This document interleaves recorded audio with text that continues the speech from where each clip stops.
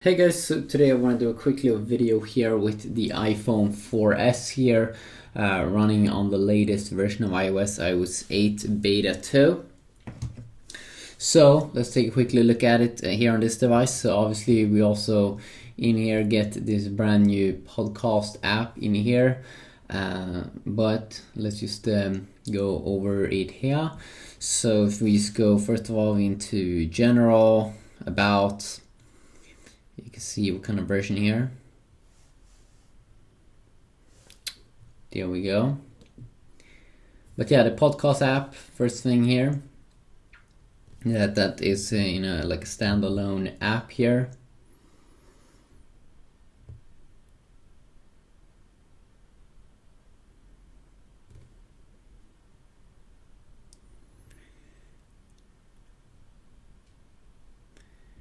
So you can just download podcasts and listen to it. Another thing is Safari will block ads that's trying to open up the App Store. Messages in when you're talking to people here. Okay, I don't have any conversations up and running, but it's no longer in blue. The video and audio is sent. You do have brightness controls that now fully is working inside of wallpaper and brightness here. It didn't want to work in earlier versions, at least not for me. Then you had to go to this place over here and adjust it. But now it seems to be fully working, which is quite nice. Another little thing here, read all option should be messages, and iBooks. I did see some kind of update with that one. That should be available. Kind of like the arrangement here. I don't want to sync right now. When you have books downloaded, that it could have some new UI look.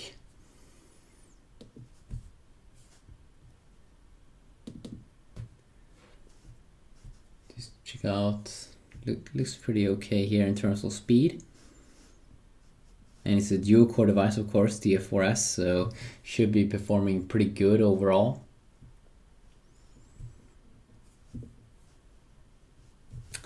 Let's move on here a little bit. Slide to unlock should be more languages. So if you have another little text down here in another language and have problems with that, then they might have fixed that right now with this little update. In terms of battery usage section, I've heard that for some people it is now displaying lost 5 days instead of lost 7 days, but I still have lost 7 days. Raise to listen option here in messages. So if you go into messages, go down, raise to listen, you can enable or disable it. So when you get the audio messages, if you don't want to have that, you can disable it. You have a new thing here inside of Safari. I'm just gonna let this little website run up here. Okay, there we go. If you hold in here on this little button down here, you'll be able to add it to your reading list or bookmark, or even like share links sometimes if that's available, which is quite nice. So if you're on a page like GSM Arena, then you'll be able to enable this. So if I just go to that page, GSM Arena.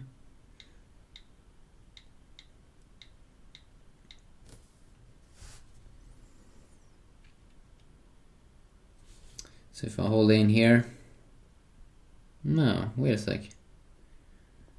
Maybe I need to load a full website. So let's just tap up here, request desktop site.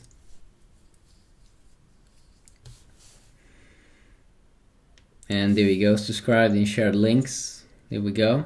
So now you can see that I can see all these links here, kind of like an RSS feed, I guess.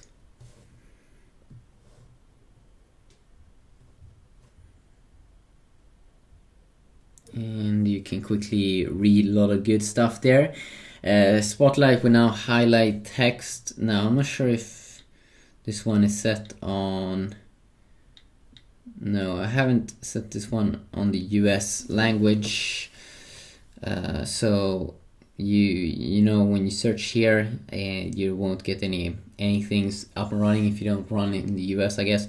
But there's a cool thing here that when you've typed something in there in Spotlight now, and when you go down like this, it have automatically already selected the text, and you can immediately start to type something new. That wasn't how it was in the first beta. Settings update, that if you are down here, when you tap something like iCloud and then you go back, it will stay there at the same place. In the earlier versions, it always went to the top here. So that's a nice little update. Assistive Touch has been updated. So accessibility, go down to here, Assistive Touch, enable, and you'll be able to see you now have option for Control Center and Notification Center. So that is a nice little update over there. Control Center is working immediately like that, but Notification Center is not working in this specific beta version. You have a thing inside of the App Store that now when you search for apps, it looks a little bit better. You don't have those like 3 dots, or in the first beta it was a little bit hard to see the full name on certain apps. But now if you search for something like Asphalt 8 or whatever, there you go, you can see the full name and everything, and that was something that they really did struggle with the first beta version here of iOS 8, of course. So yeah, just a quick little look here at this version. It seems to be running pretty well. I definitely would recommend it, and you go and check it out if you can, especially if you're running the first version right now. Kind of see same kind of wallpaper here that we had in the past. Same thing goes here with still pictures. It's not super smooth all the time, but it's pretty okay actually. It's pretty okay. So yeah, quick look on the iPhone 4S. You'll be able to also the lock screen here. If you slide on top here, looks pretty nice. And you can see the model number down here.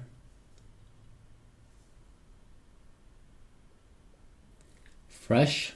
So yeah, quickly look here. Hopefully you enjoyed this video. If you did, please leave a like. And if you want to see anything specific, definitely let me know about that, and I definitely will see what I can do. Peace out.